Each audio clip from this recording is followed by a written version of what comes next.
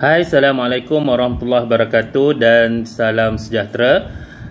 In this video, I want to discuss about Hess's law. Okay, in terms of definitions, Hess law states that when reactants are converted to products, the change in enthalpy is the same whether the reaction takes place in one step or series of steps.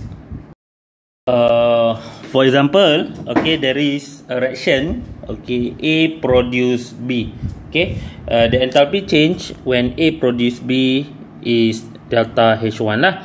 Okay, but there is another way to produce B. Okay, but it need a series of steps. Okay, A produce C first. Okay, then from C produce B. Okay, enthalpy change when A produce C is delta H2.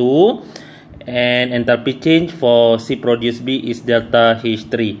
Okay, according to the Hess's law, okay, the enthalpy change, okay, is the same. Okay, whether the reaction occur in one step or occur in series of steps. Therefore, delta H1 will equal to the delta H2 plus delta H3.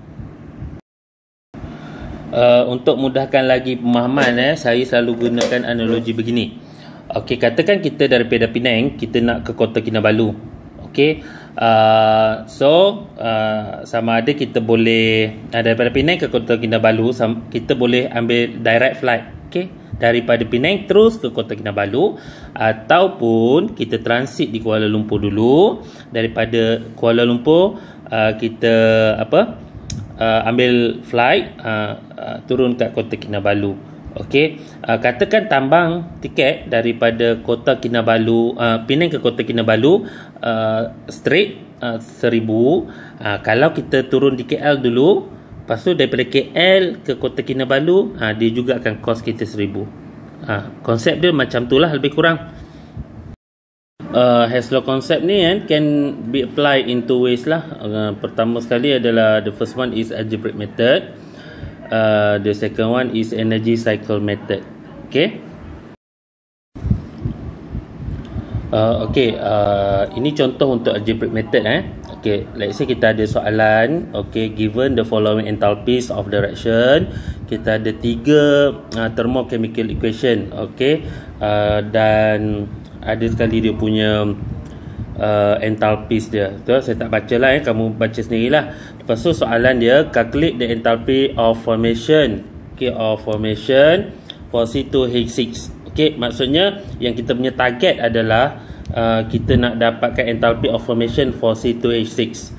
Okay, apa yang perlu kita buat dahulu adalah kita tulis thermochemical equation untuk C2H6. Okay, dia mesti dia punya thermochemical equation tu mesti mendefinisikan enthalpy of formation. Okay, kan enthalpy of formation maksud kita define dia sebagai the enthalpy change when 1 mole of product formed from each element, right? Okay, so ini situasi ini kita kena pastikan 1 mole. So daripada elemen dia, apa elemen yang untuk bentuk C2H6 ni? Ada karbon dan ada hidrogen.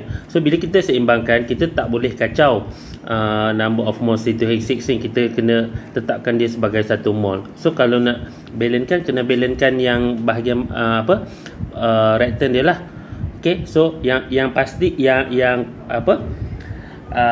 seimbangkan, tapi kita kena pastikan C2H6 ni kena mesti 1 mole. Okay, sebab dia perlu ikut definisi enthalpy of formation. So this is our target.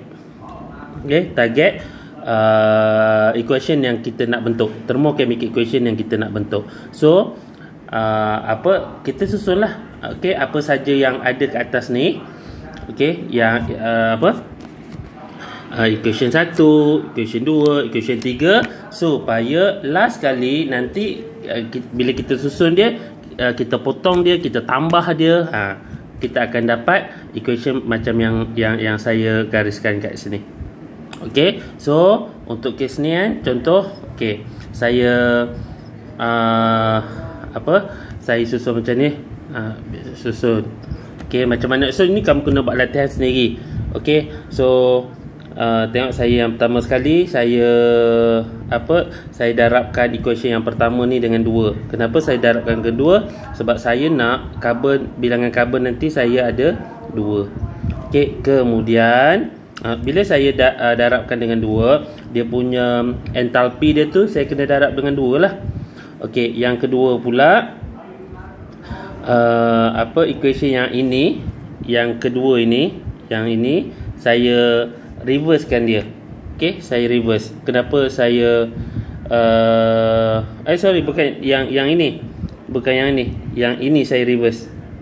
Okey, yang last kali ni, yang ketiga ni saya reverse. Kenapa saya reverse? Saya nak C2H6 saya tu berada di sebelah kanan. Bila saya reverse, okey, data entalpi dia juga kena berubah dia punya sign. Okey, dia punya sign berubah. Okey, kemudian saya yang equation yang kedua ini saya tak pakai lagi kan. Yang ini saya tak pakai lagi. Okey, yang kedua ni saya tak pakai lagi. So saya buat apa? Saya darabkan dengan 3 lah. Saya darabkan 3. Adalah consideration kamu kena buat. Okey, nanti kamu susun dah sekali. Nanti bila kamu potong-potong, kita akan dapat equation yang ini. Okey, contoh yang ni saya potong. Saya tunjuklah sikit. Saya potong. Mana saya potong? H2O, 3H2O ni saya potong.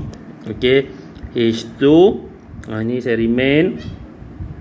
Carbon dioxide ni saya potong. Kenapa saya potong? Sebab equation yang kita nak bentuk ni nanti tak ada carbon dioxide. Okey, lepas tu itu je lah. Okey, so O ni kan, O ni kita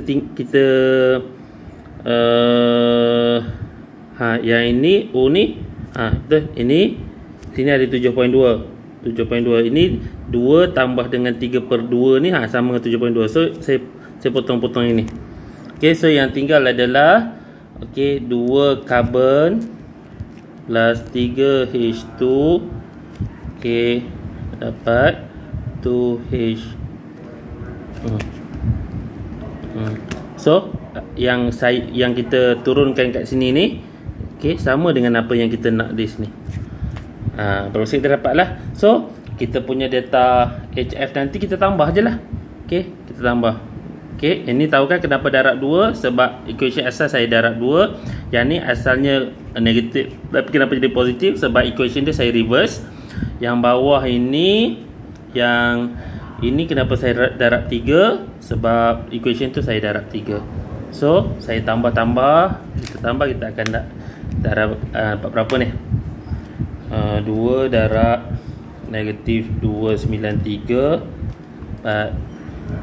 586 tambah 1560 tambah negatif 3 darab 286 3 darab negatif 286 negatif 286.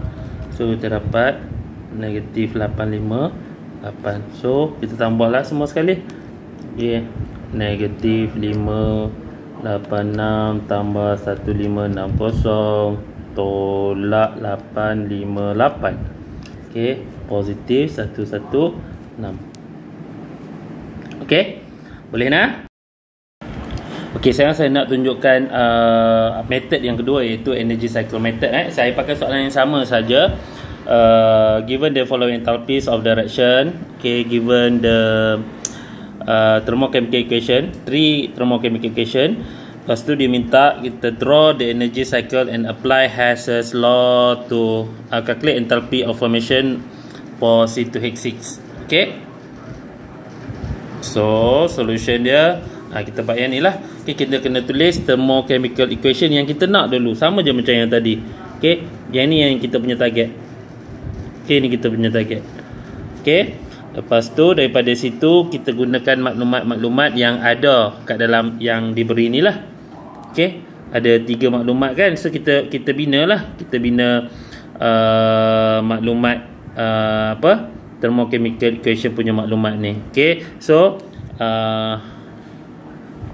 daripada thermochemical equation yang kita target ni. So ada carbon kan, so carbon react dengan oksigen dapat carbon dioxide. So dia macam ini, yang pertama, equation yang pertama. So apa yang beza dia? Saya kena darab 2 lah. So bila saya darab 2, dia punya entalpi dia juga kena darab 2. Okey, kemudian untuk hidrogen yang ini, saya darabkan dengan oksigen, saya dapat water. Okey, sama lebih kurang macam equation yang kedua kat sini. Okey, so yang tapi dia kena darab 3 kan. So saya darab semua sekali dengan 3. Lepas tu entalpi pun saya darab 3. Okey, kemudian yang ketiganya yang saya pakai equation yang bawah tu. Okey, equation yang bawah tu. Okey, cumanya dia macam terbalik sikit lah. Dia terbalik sikit. Okey, kalau equation yang diberi C2H6 react dengan 7/2 oksigen, produce 2 carbon dioxide and water kan, 3 mole of water. Dia daripada ini ke sini, ini ke sini. Tapi saya nak jalan tu ke belah sini, ke sebelah sini. Kan? Maklumat dia bagi terbalik. Okey, yang macam yang hijau punya garisan ni. Okey, so apa yang saya kena buat adalah saya kena reverse dia lah. Saya kena reverse. Bila reverse, nilai dia instead of dia bagi asalnya negatif kan, nilai kat sini negatif, tapi bila saya nak guna dia dalam bentuk reverse, so saya kena tukar dia punya sign. So okey, so kita dari data HF kan, ni information of C2H6. So kita kena tambah je lah kan. Kita ikut jalan sini, turun ke sini, ni turun ke sini, lepas tu kita pergi sini. So entalpi dia kita tambah satu. Okey, boleh nah? Kita tambah-tambah, kita dapat lah. Okey, jawapan tadi macam yang tadi lah, positif 116 joule. Okey, dia bagi dalam bentuk apa? Kilojoule so dalam bentuk kilojoule. Okey, yang tadi pun saya lupa letak unit dia kilojoule lah. Okey, sampai setakat situ sajalah. Okey, kalau tak faham boleh repeat video ni. Okey, thank you. Assalamualaikum.